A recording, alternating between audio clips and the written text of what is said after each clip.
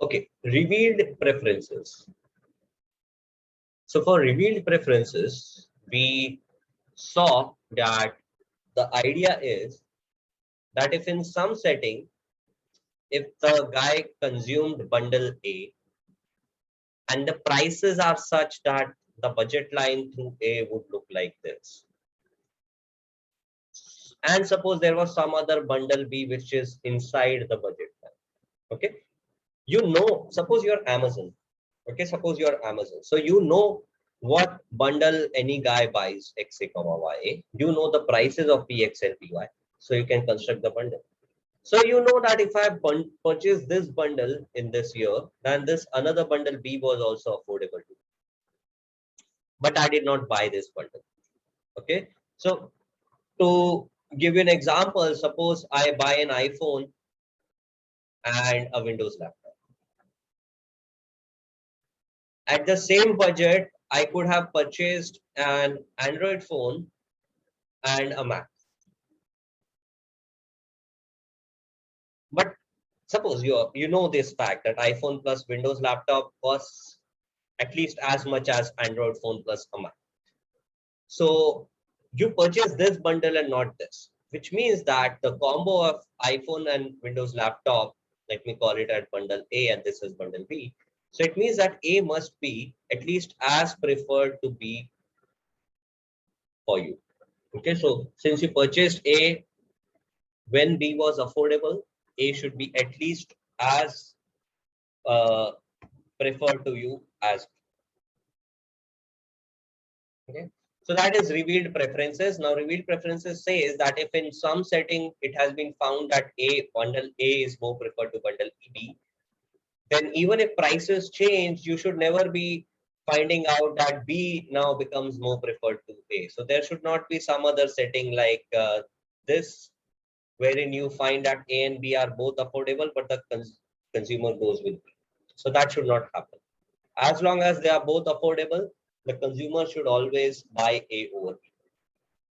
So that is revealed preferences. So we say that in a setting like this, when consumer buys A when B was affordable, so if a consumer buys a bundle A when B is affordable, then A is revealed preferred to B. Okay. Now, weak axiom of revealed preferences says that if A and B look like this, okay, sorry, A is purchased when B was affordable, then this must be true. So this is weak axiom of revealed preferences. Strong axiom says that if A and B are both affordable and A was purchased, then A must strictly be as preferred to B. So this is strong axiom.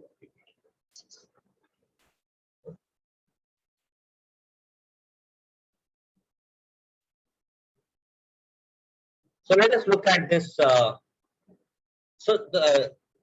In the strong axiom, you can even apply transitivity.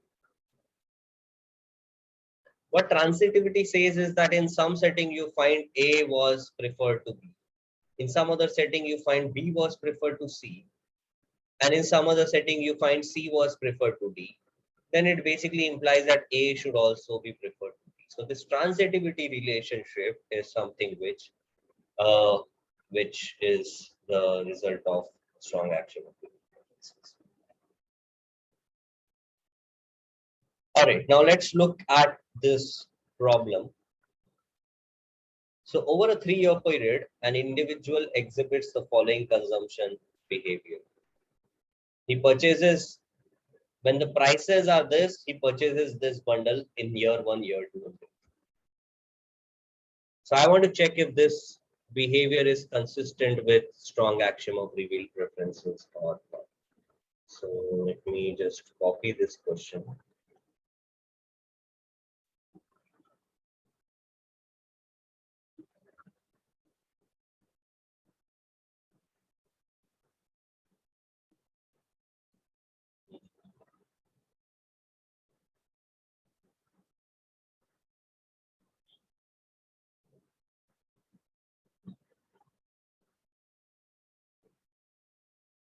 Let's look at the year one case. Let me call this as bundle A, bundle B, bundle C. Years are 1, 2, and 3. So expenditure in year one of bundle A. Expenditure in year one on bundle A. This is basically when the prices are 3, and you buy this bundle. So this is going to be 3 times 7 plus 3 times 4. So 3 px times x, py times y. So this is equal to what? 3 into 7 is 21 plus 4 threes are 12. So 30. So you made an actual expenditure of 33 rupees in year one. Now in year one, if you were to buy bundle B, what would have been the expenditure? So now instead of focusing on bundle A, focus on bundle B in the same year, year one. Okay. So 3 into 6 plus 3 into 6. So that is going to be equal to 36, which means that bundle B was costlier than A in year one. So I cannot compare when a bundle is costlier. When a bundle is costlier, you could have not bought it because it was costlier, or it was not affordable, or you could not have bought it because you did not like that bundle. I cannot compare when a bundle is costlier. Let's compare bundle C in year one. Okay, so that is going to be 3,7 into 3,3. Sorry, 3 into 7 plus 3 into 3. So that is going to be equal to 21 plus 9. So that is 30. So bundle C was cheaper than A in year one. So what I can comment here is that since C was cheaper, but A was purchased, A must be strictly preferred to C. Since I'm applying strong axiom, A turns out to be strictly preferred than C. Now let's do the analysis for year two. You are going to do this for me, and I'm going to ask you the questions. So I hope you're sitting with the notebook. Okay, I'm going to go over problems one by one. First of all, what is the expenditure? The purchased bundle is bundle B, right? So Himanti, what is the expenditure? This is the purchased bundle. So Himanti, what is expenditure in year two on bundle B, which is the true expenditure? So 6 into 4 plus 6 into 2. Very good. So that is equal to 36. So this is the expenditure done. Vijay, what is the expenditure in year two if he were to buy bundle A?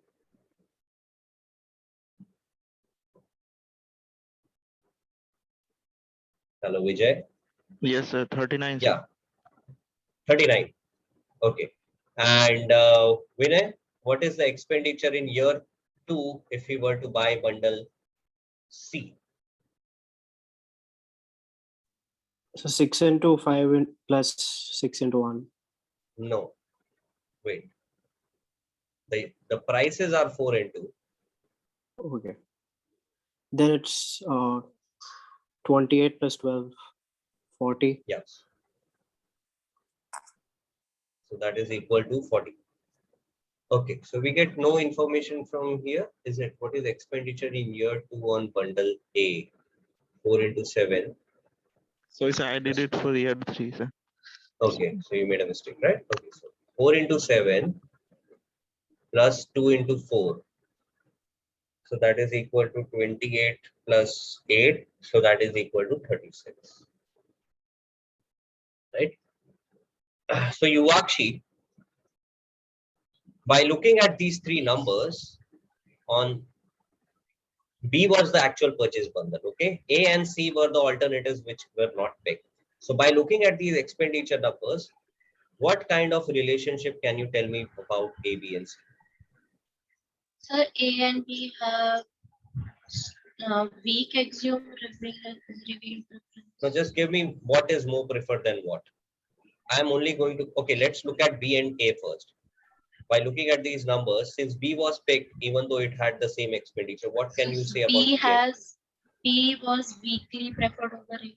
Very good. So since we are doing with strong action, I'm going to put this strictly preferred sign. And what can you say about B and C, Yuvakshi? Sir, B was strictly preferred over C. No, you cannot compare here because expenditure of C was larger. So if something was more expensive and I didn't buy it, I cannot compare it. All right. So look at this graph.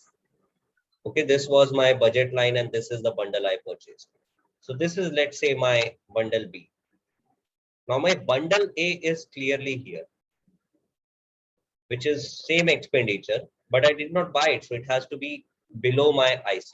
But my bundle C, it could be here when it is, see, it is expensive. So it could be above the budget line and still below the IC, or it could be here, where it is above the indifference curve.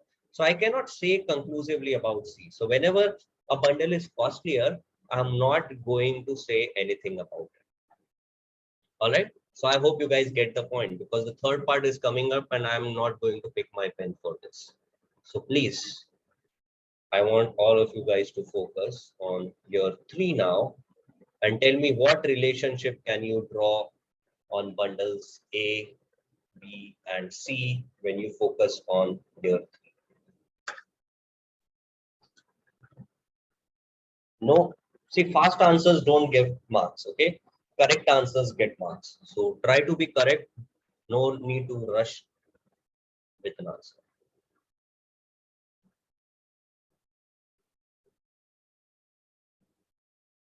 C is the actual purchased bundle.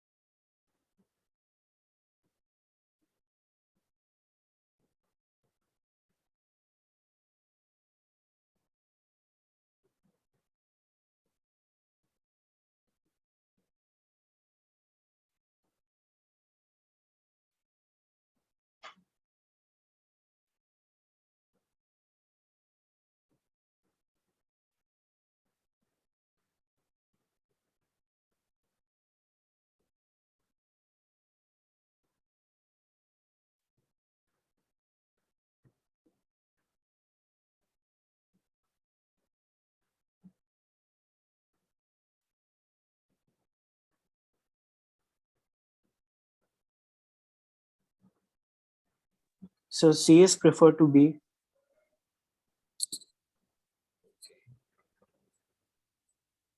So Vinay's answer is C preferred.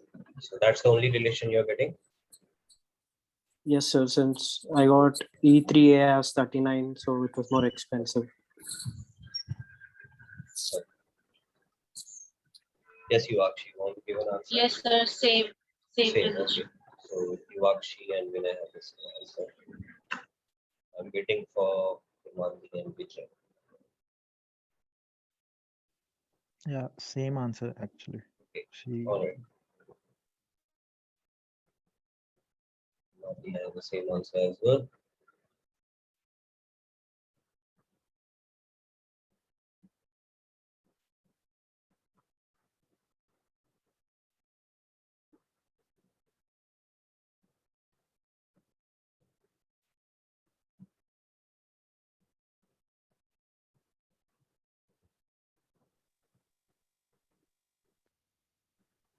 So are you waiting for mine answer? Yeah. The same answer. Okay. Okay. Take it. All right. So I have to get the same answer. So now let's look at what happens. Okay. So all your answers are correct. This is the only outcome which will come from this. So the first result I had was A preferred to C. The second result was B preferred to A. Okay. So let me just write them down. So the first result was okay, A preferred to C. Second result was B preferred to A. Now, if I apply transitivity on these first two results, what I'll get is B is preferred to A, which is preferred to C, which implies B is preferred to C, which is in contradiction to this result. Okay, so these two things contradict each other.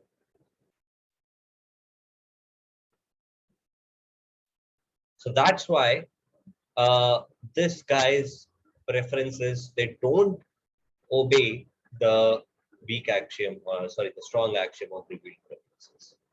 Okay, so this was the question: is the behavior consistent with strong axiom of revealed preferences? The answer is no, because we are getting contradictory results. Okay.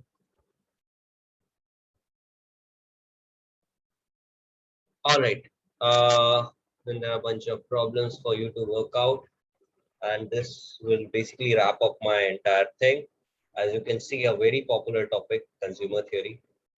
A lot of problems have been asked in the past from both DSE and ISI, and that's why it took us the longest time to cover this. Also, because there are a lot of concepts which are new here. Now, I would request you all to basically revise the videos again, because a lot of things that we are going to do now are going to be dependent on these things. So if you're good with consumer theory, you will not have a lot of issues with the subsequent topics which are going to come. The most related topic to this one is going to be the right, that this topic, the next topic itself, which is going to be production theory. So in production theory, we are going to see a lot of concepts which are going to be similar. So we'll basically breeze through this topic. Okay, so the first thing for production function is that we have a, so production theory is that we have a production function, which is basically a quantity that you can produce given some levels of input. So K could be capital, L is labor, M could be amount of electricity you're consuming, N could be amount of fuel you're burning, and all sort of other things. So any production happens. What does production do? What does any factory do? A factory is basically a place which takes some inputs and at some cost converts them into some output, which are then sold into the market. That is essentially the work of a factory. So this is a production function. In general, we'll just assume two inputs. The inputs are going to be capital, represented by K, and labor, represented by L. Okay. Now, the production function has an analogous concept in consumer theory, which is known as utility function. So everything about production function is similar to utility function, with a major caveat that utility functions are ordinal. That is not ordinal. Sorry, that is the number utility number does not represent anything. I multiply any utility by 2, utility function by 2. The new function will also be a utility function. So if u is a utility function, then 2 times u is also a utility function. So if u is a utility function, 2 times u is also a utility function. And the same does not hold for production. Production functions cannot be multiplied by 2 to give the same result, because production function is something which is giving an output, something tangible, the amount of output that you're generating. Let's say you're talking about production of mobile phones. So you cannot just multiply the production function by 2 and say this is also valid production function, because products are tangible, utilities are not.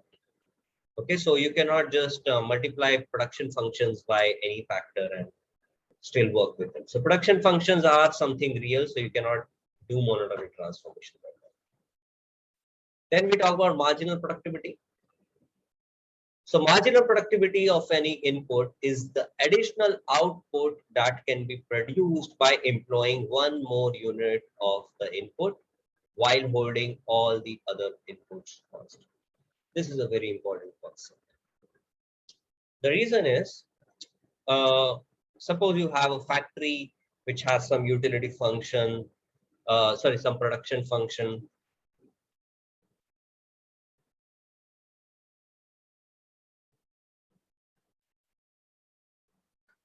So suppose you have some production function Q equals to some F of A comma L. Okay, now somebody comes up to you and says, okay, I also want work. I want to work for your firm, and uh, he's willing to work for you for, let's say, 10,000 rupees a month. He says, to give me 10,000 rupees per month, I'm going to work for you. So at that point, what you look at is, keeping everything else constant, how is this new employee going to change my revenues? And revenues can change only if he changes your quantity. So you're going to look at del Q by del L first of all, and then this is basically the change in output by hiring this guy. Now, if this change in output will result, how much money value will it result in? That is something we'll have to see in later chapters. That will depend on if you're a monopoly, if you're a oligopoly, or if you're a competitive firm. So that will depend on the market structure, how a change in quantity really causes a change in revenue. So I'm not going to look into that right now. What I'm interested right now is, how does the quantity change with an additional unit of labor? So this is the marginal productivity of labor, which is the additional output which this guy, by starting to work with you, has caused in your firm. Similarly, you have marginal productivity of capital. Suppose you were to buy one more piece of machinery. So how will that change your output? So marginal productivity is a very important uh, concept. It takes major connotations in macroeconomics. In macroeconomics, we are going to look at a lot of marginal productivities for different inputs. Then diminishing marginal productivity. So this is an assumption we make very often. So we make the assumption that we might expect that marginal physical product of an input depends on how much of that input is used. So labor, for example, cannot be added indefinitely to a given field. So suppose you have a farm and you are hiring labor to work on that farm. You cannot keep hiring more and more labor. Ultimately, what will happen is that at some point, these labor are going to fight against each other. There's going to be no space to work. There's going to be a lot of ego clashes and whatnot. I don't know. There's going to be fights. It is going to hurt productivity. Okay.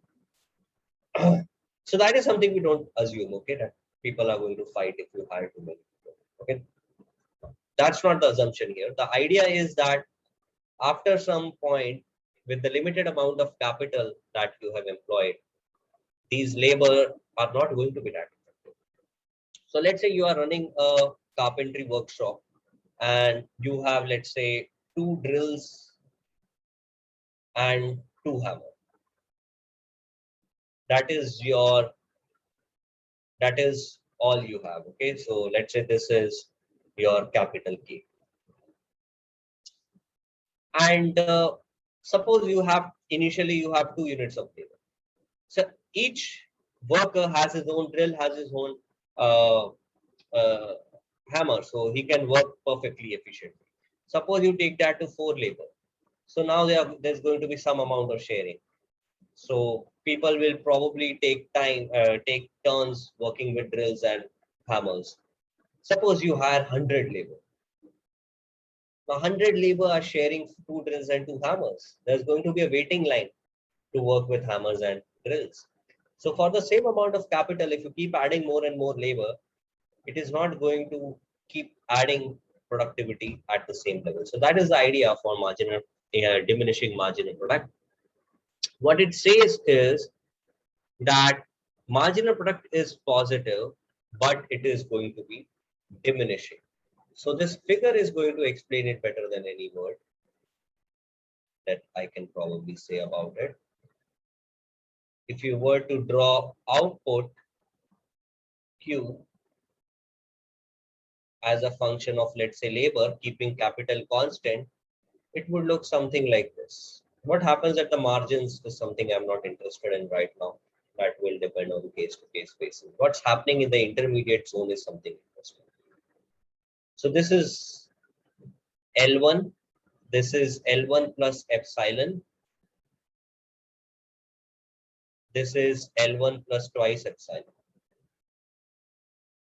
So as you see, when you increase the amount of labor by epsilon, the first epsilon causes this much change in output, whereas the second epsilon causes a smaller change in output. A third epsilon is going to cause an even further smaller change in output. So the same amount of increase in labor keeps increasing the overall output, but the change in output keeps on reducing. So this is the assumption of diminishing marginal productivity of labor and capital. In reality, what happens is that this would actually start dipping after some point. Like I said, after some point it will start dipping, but this is not an assumption we make. We make the assumption that it keeps increasing, but eventually it will stop. The slope is going to keep reducing. The slope will keep on reducing. So it's going to be a concave upward curve. It's going to be a concave upward.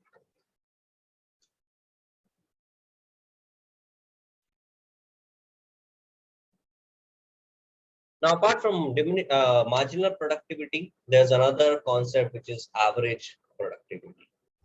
So average productivity of labor is total quantity by total labor. So this is average productivity of labor. Now, sometimes you would want to optimize average productivity. Sometimes you would want to optimize marginal productivity.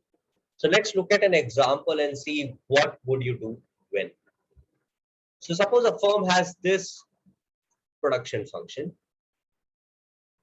Okay. Suppose capital is fixed at 10. So find the marginal and average productivity of labor. So Q as a function of L at K equals to 10 is going to be 60,000 L square minus 1000 times L. Okay. So marginal productivity is Q prime of L. So you differentiate this with respect to L. So you're getting 1,20,000 L minus 3,000 L square. This is marginal productivity.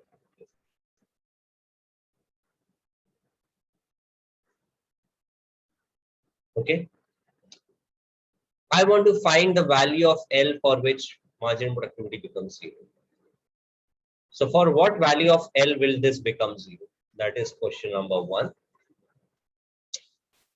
Question number 2 is AP maximized. So average productivity of labor is Q by L. So you just divide this thing with respect to L. So what you're getting is 60,000 L minus 1000 L square. So you want to look at where APL gets maximized. So to find APL max, you're going to differentiate APL with respect to L. So that is going to be 60,000 minus 2000 L. And then you are going to equate it to C. So that is your first order condition. Okay. So Vinay, question number 1. What L makes this thing 0?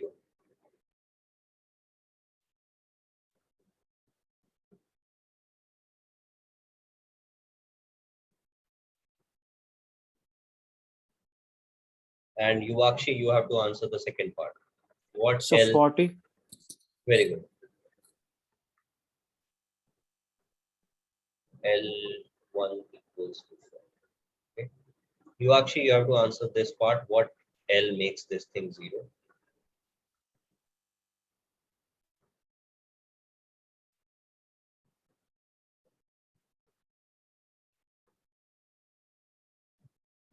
You actually are you with us? Sir, 30. Very good. So L2 equals to 4. Now the point is, when do I look at marginals? When do I look at averages? Okay, so recently, I don't know if you have been reading the news. There's a lot of news about cooperatives. So cooperatives have been doing bad in the new India. Yesterday, Sharad Pawar met uh, the Prime Minister to talk about cooperatives. There's a bill which is being proposed to strengthen cooperative industry. So the whole idea of cooperatives is that the people who work, the labor, are themselves the owners. Okay, so if you work in a cooperative, you want to maximize the average productivity of your firm, because the average productivity is what you get to take home, right? So the idea for a cooperative is always maximize. For a cooperative,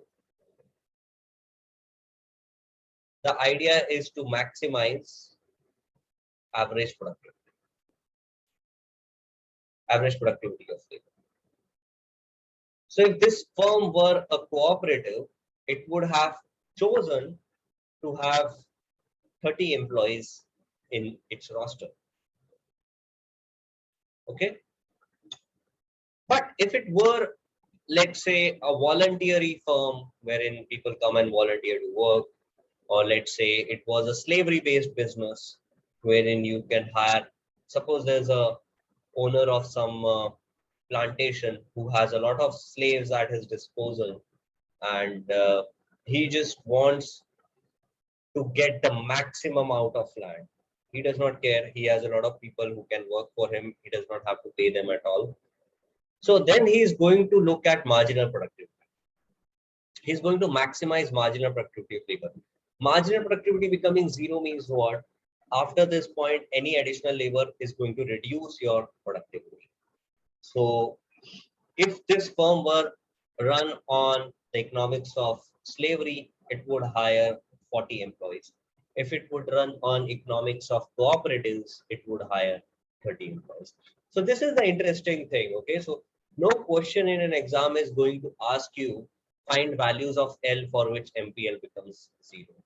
It will set it up like an economic problem for a slave owner, and no question is going to give you directly ask you to maximize average productivity.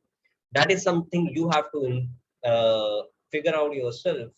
If let's say you read in the question that this is pertaining to some cooperative. Okay, so the maths is the standard math.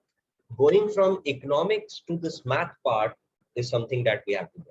So how do we go from words to equations is something that you'll have to grapple with. Okay, So that's one example. Throughout this course, we are going to do a bunch of other examples. We'll keep learning. It's going to be a continuous process. Now let's look at isoquants. So isoquants are basically akin to indifference curves. So these are different points of K and L at which the same amount of production can happen. Okay, so these are the different points of K and L. For example, suppose your production function is Q equals to under root KL and you want to produce a quantity of 10. So you can choose KL to be equal to, let's say 10 comma 10, or you can take it to be 5 comma 20, or you can take it to be 20 comma 5. All these things work. So that is going to be isoquants.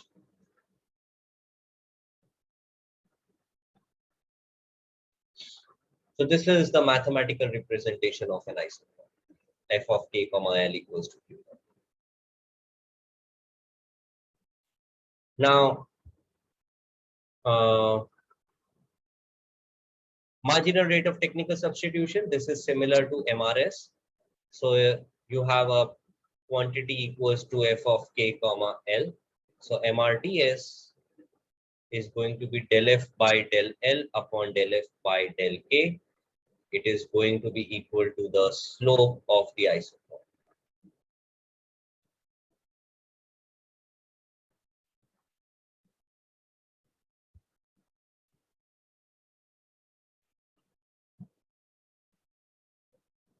Okay. So the math is here, but it is similar. Everything is similar to MRS. So I'm not going to look at that much. Diminishing MRTS. So for a product, for if isoquants look like this, as you move along the labor axis, the MRTS is going to reduce.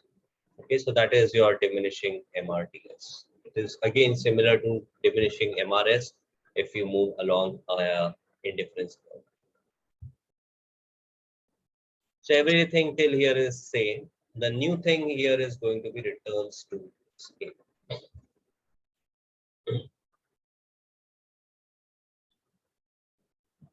So what are returns to scale?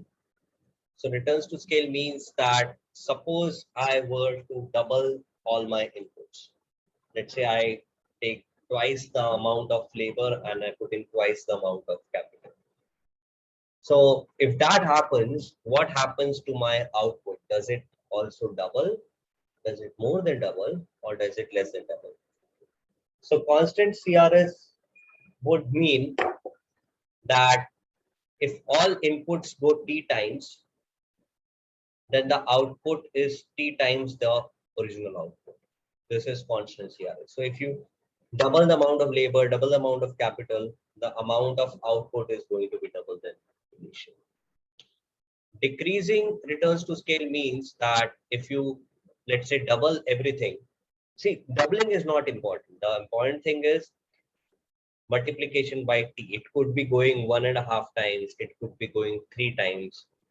For whatever amount that you multiply each input with, does the output get multiplied by the same factor, more than that or less than that? That is the key. So decreasing MRTS would mean that if you multiply everything with T, the total output is less than T times initial. And increasing means that if you multiply everything with T, the output gets more than T times. Okay. So let's do some examples here. Suppose the production function is F equals to under root KL. So F of Tk comma TL is equals to under root Tk into TL.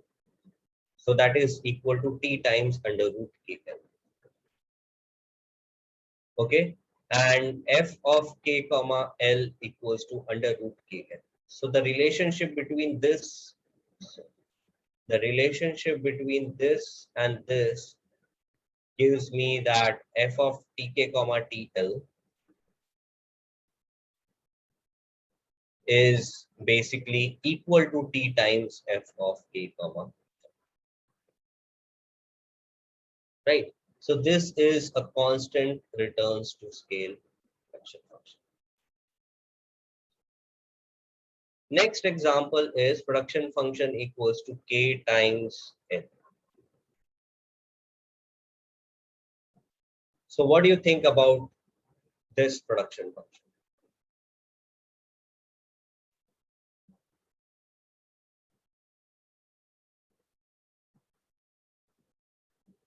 Is it going to be increasing or decreasing or constant? Just multiply everything with 2. That would be an easier thing. Increasing.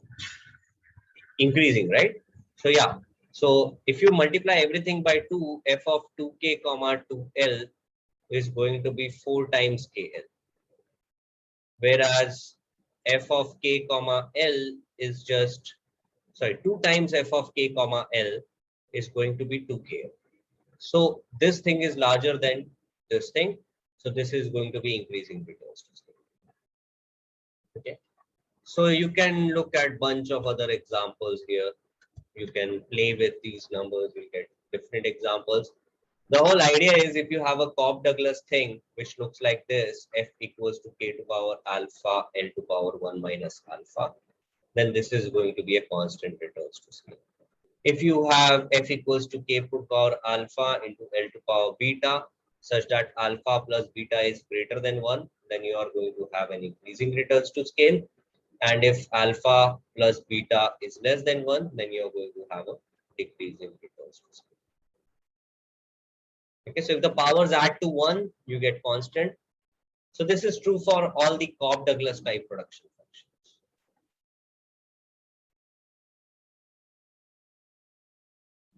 There are a bunch of other types of production functions as well, so we'll not talk about that. But when they come, you can basically look at them. All right.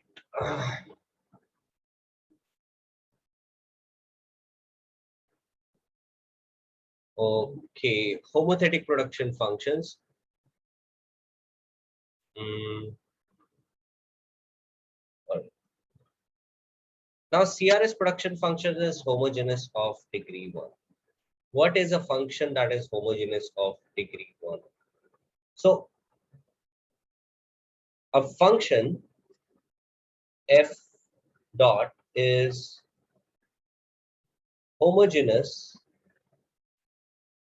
of degree alpha if f times t x equals to t to power alpha times f of x. This is the definition of a homogeneous function.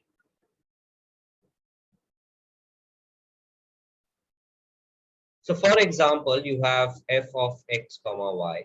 Sorry, let's say f is equal to xy. Then f of tx comma ty will be equal to t square xy. So you need an f of x comma y will be equal to xy. Okay. So the power to t is 2. So t gets, when you multiply all inputs by t, the overall output gets multiplied by t to power. So you can say that this function is homogeneous of degree. Okay. Now all CRS production functions, they exhibit the result that f of tx comma ty equals to t to the power 1 f of x comma y. So this power is 1. So that's why we say that all CRS production functions are homogeneous of degree. See, homogeneous functions are not a property of economic. It's a mathematical property. Okay, so it's very widely used in maths.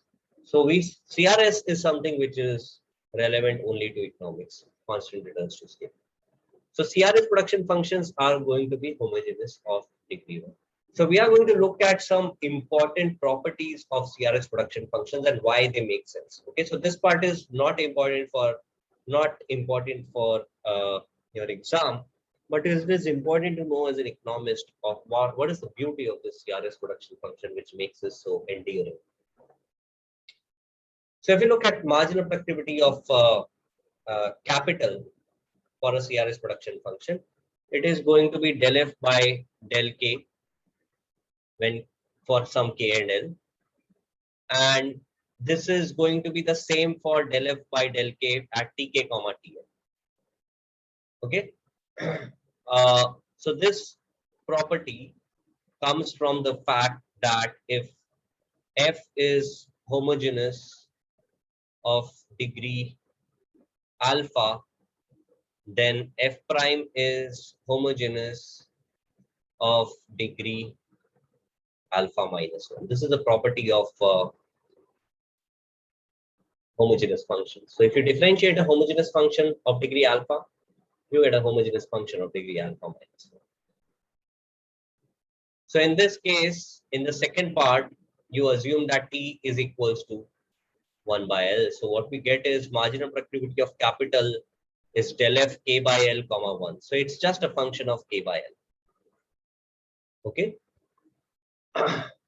So essentially what we have is that marginal productivity of capital is a function of the ratio K by L and 1.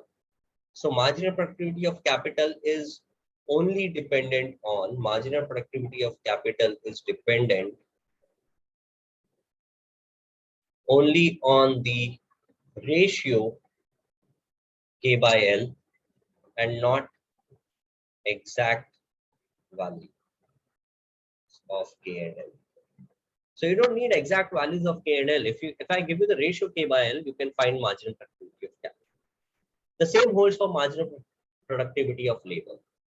And your MRTS is nothing but marginal productivity of labor, which is a function of K by L, upon marginal productivity of capital, which is a function of K by L. So essentially what you have is that your MRTS is only dependent on the ratio K by L and not on the actual values of K and L. So the point is that if I draw any line through the origin, it has a formula K by L equals to some value beta. This is the standard line through y equals to mx, right? So K by L equals to m. So this is the equation of a standard line through origin. Now, wherever it intersects the different, so I'm saying that these are the different ICs which intersect this particular line through the origin.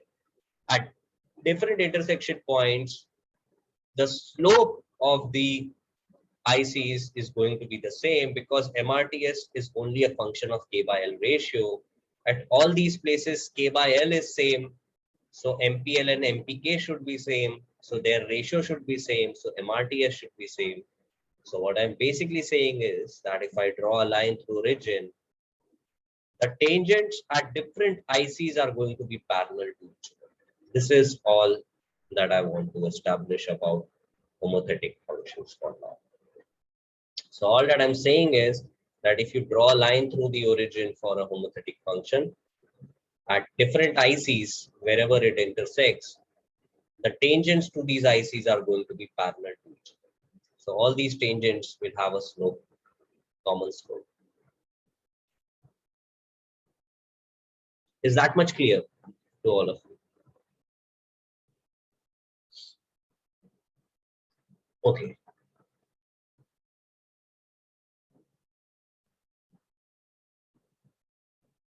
This next property, I don't know if it could be important or not.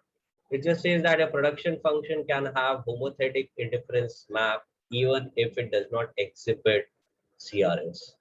So CRS implies homotheticity, but the converse is not necessary. Okay, so CRS implies homothetic, but homothetic does not necessarily imply CRS.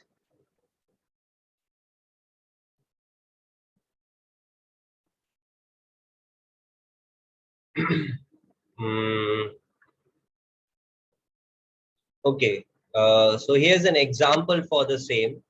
So suppose f of k comma l is a CRS production function.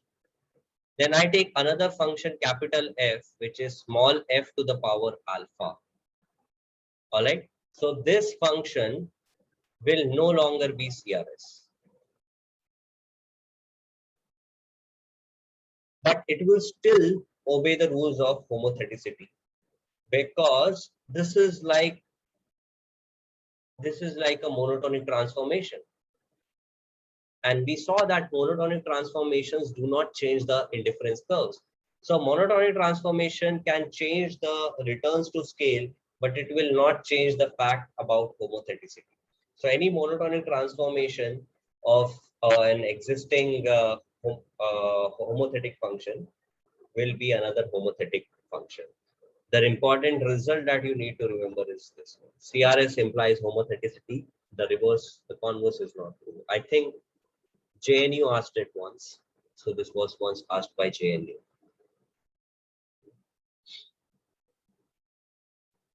Okay, I want to look at cost functions, but it's a relatively lengthier topic and a lot of students have left. I don't want to do this right now because I want to do some problems which are going to be important. Okay, so this much territory is not bad either.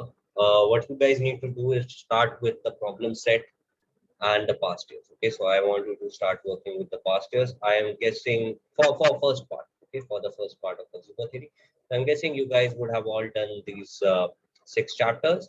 Sometime over this week, I'll take a discussion session on demand. Okay, all the others have been done. 1 to 5 are done. 6th chapter is something I will do. So I want you all to do these problems, and then we can look at after this we'll be looking at these past years like I told you.